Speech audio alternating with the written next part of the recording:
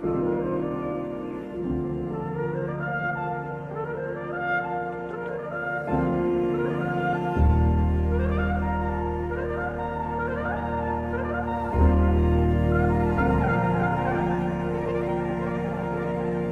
everyone,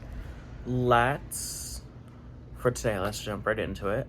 If you don't know me, I'm Will, here at Whipping Willow Tree on YouTube.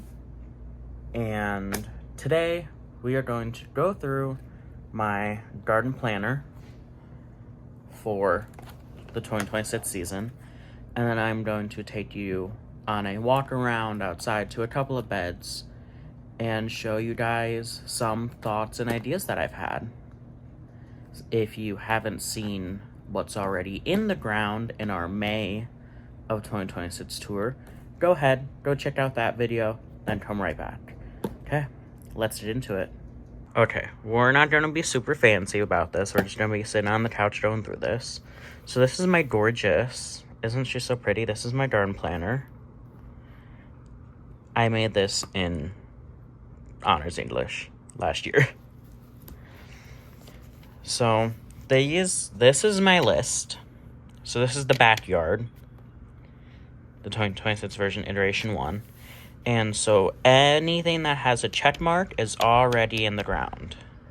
Some things, like this, give me 1 second to find where my pencil went. Some things, like the moringa, can be crossed out.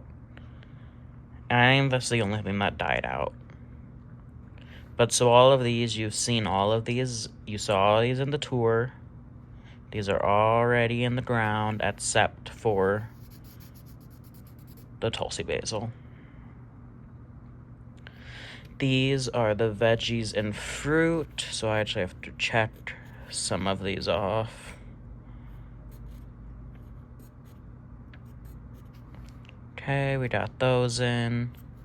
We got that in, and then we have our tomatoes all set up and ready to go in next week. So stay tuned for that video. Here, we've got our perennials. This is just a list of our perennials. Don't mind my messy handwriting. Don't bully me. Okay. Then here is the magic. This is the backyard layout. So here, we've got our lilies, our rose of Sharon, our willow, the box, coming into the berry beds and the porch bed. Then we have the herb beds 1 and 2. And this is how you can see, this is how I process everything. I just draw it out. Every circle or box or large area has its own denotation of what's inside of it. And this is how I process through everything. This is a very simple, it's not exact. If you want to be exact, get some boxing paper, some architectural paper, and you can measure it out and draw it out exact.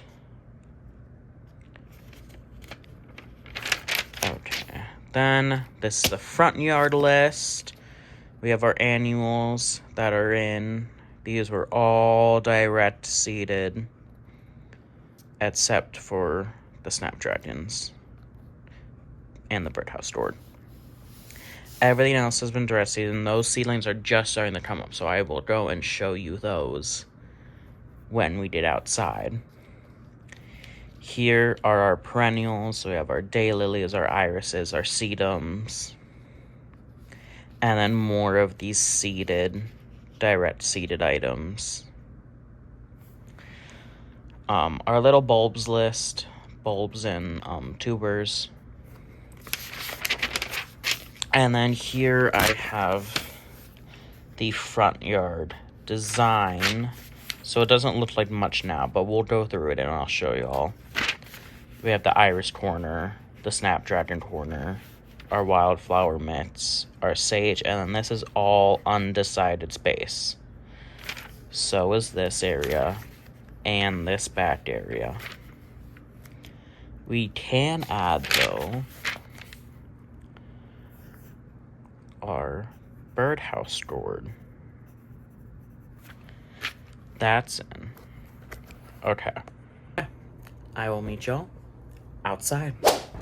And we are outside. So I think we're going to start in the back with some plans and potential for what I want some of these beds to look like.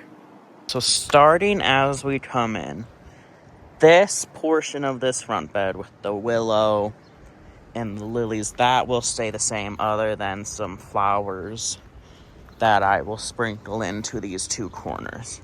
This box has a lot of potential. We have our mints. These will grow big and bushy. And then we have this centerpiece, Rose of Sharon, which she's a little crispy, but she'll bounce back just fine. And then a weed maple that I'm just leaving grow. As we come up and over, though, into all of this new brickwork, around our giant Rose of Sharon, where that stick is, to this bush is all going to be Alaska Shasta daisies, which are all started inside. This entire swoop will just be an entire row of Shasta daisies. Turning over to the brick bed, we have these. These are just wild violets. They're very good for you. And then in this bed, I have Sparaxis bulbs. They grow very slowly. No, this is not Sparaxis, this is Gladioluses. Sorry.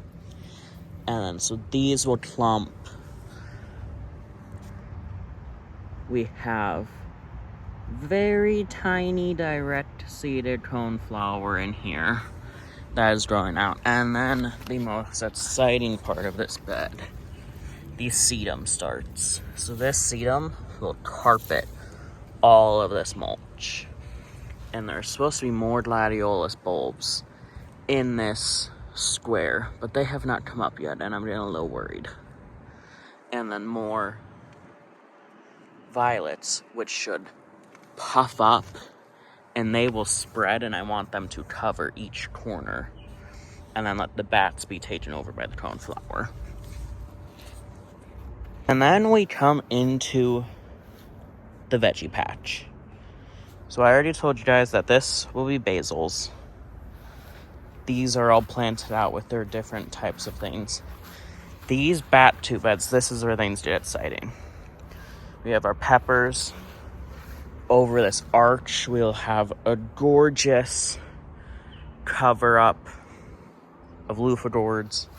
And then in here will be all of our tomatoes, all across in these two beds.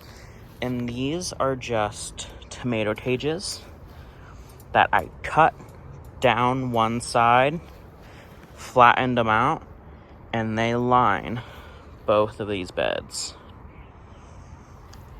Okay, y'all. Editor Will here. I forgot to say why the tomato cages are cut like that. That is so that we can have walls of tomatoes going up both sides. I will grow my tomatoes probably in clusters of 2 or 3 plants per spot, about every 6 inches. And then each plant of the 3 will be single leader up the directions of that wall, kind of like a normal vining plant. And then just keep it heavily pruned back to give us just enough leaves to support all of our fruit. And then the Amish paste tomatoes, which are going to be on the smaller side with only 2 trellises, those are going to be double leaders to get more fruit with less space, since it's a larger area with less plants. That being said, each of those will be sorry, the trash truck is coming by. Each of those will be their own individual trellis for each plant. So, excuse my foggy brainness while I was filming the walkthrough. Okay, let's head on over to the front, and I will show y'all all of our plans for this very exciting front bed. Let's get to it. So as we come in here, these are our giant lilies. In here is planted, I planted some direct seeded coriander. And so hopefully those will come up in both of these corners and really fill out this carpet of green that follows outside here on the edge of the house. Then we come into the real money magic. This purple iris is just getting ready to bloom. It's probably 3 foot tall, surrounded by the sedum, which will carpet this.